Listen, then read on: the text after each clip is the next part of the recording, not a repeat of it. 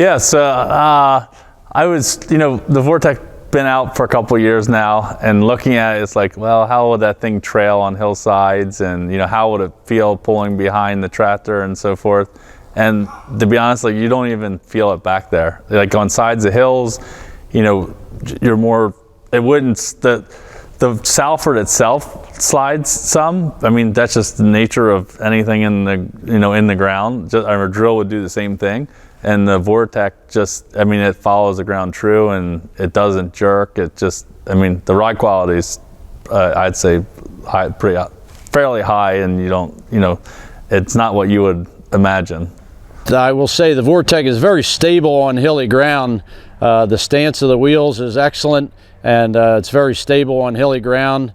And we've had very good success on both hilly and flat ground with it. So we have a case 30-foot air drill, and that's what we usually seed with. The Vortek, like this fall, we chopped a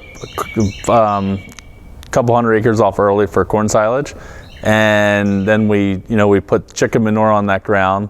And normally to incorporate that, we would have ran a Salford across it to incorporate it a little bit. And with this method, we were able to just run the Salford with a Vortex behind and do everything in one pass.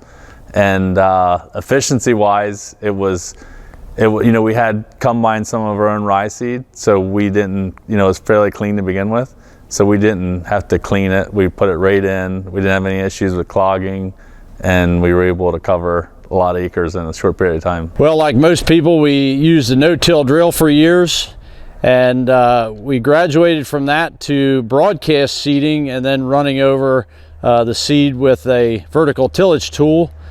And we realized we were making 2 passes instead of 1 doing that. So that's why we like the Vortek, because we're making 2 passes into 1, throwing the seed out in front of the vertical till and then running the vertical till machine. So it is much faster and more efficient than our old way of drilling.